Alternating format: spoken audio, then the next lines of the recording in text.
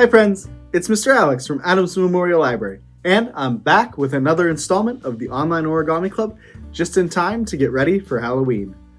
So, since we can't carve a pumpkin here at the library, I thought the next best thing to do would be to fold one out of origami. So, be sure to stop here at the library, get your Online Origami Club kit full of different paper with colors and patterns that you can use to make the project that I'm about to show you. There's just a few other supplies that we'll need, so let me show you what those are, and we can get started.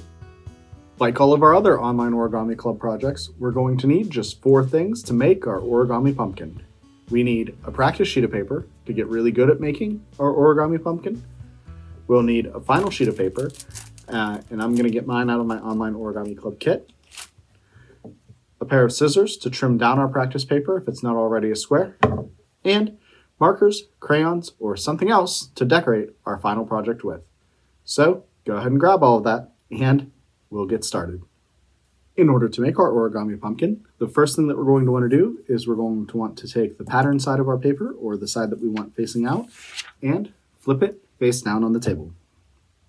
Now our next job is that we're going to create some guidelines for our pumpkin. And in order to do that, we're going to fold our paper in half all 4 ways that we can. So, for instance, we're going to want to fold it in half twice diagonally, once this way, and once this way. And then we're going to want to fold it in half like this. Open it back up and fold it in half again like this. And so basically what we've done is we've quartered our paper the normal way and diagonally to create something that looks like this.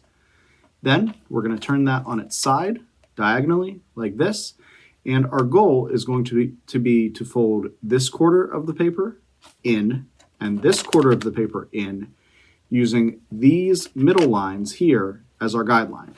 And now that might be kind of hard to do because our fold lines are going to be facing a particular way, and it might not naturally fold the way that you want it to. For instance, you can see me here sort of working with the paper and reversing some of these folds to go the other direction. But if we take those both into our paper like this, we're going to end up with a smaller diamond. So let me open back up and I'll show you what we did. Again, we've started like this with our pumpkin's guidelines, and then we're just going to fold this side in here along this center guideline. So this center guideline coming in and folding it in half, and then this center guideline coming in and folding it in half. And now we have our diamond. So what we're going to do next is we're going to take this diamond and we're going to fold this side, taking this corner and folding it to the center. So on our smaller diamond, you're going to see that you have a center guideline here, and we're just going to fold our paper in like this to the center line, sort of like we're making part of our kite shape that we have made in other projects. So now we have something that looks like this, and we're going to take this line here on the same flap and fold it down to the center line as well. And so we're going to take and fold this down like this and crease it off. And we want to make sure that this fold lines up with the last one that we made. So if yours isn't lining up like mine isn't right now, you're going to want to refold so that it forms one solid line right down the middle. Then we're going to take our project and we're going to flip it over, and on the same side as our other fold like this, we're going to repeat the process. So if I lift up this flap, I can see that that's where our last fold was. And so I'm going to take this edge here and I'm going to fold it into our center line. And how I'll know I'm doing this right is it should match up with our other fold. And then I'm going to take this side here and fold it down to that center line as well. Again, matching it up to the last fold that we made. And once we've done that, we're going to have a shape that looks something like this. Now we can open up the 2 larger sections of our fold, or of our origami, like this, and separate the 2 flaps in the middle, giving us a shape that looks like this. And we're almost there. We almost have a pumpkin. So Our last step is going to be to round off all 4 corners of our origami.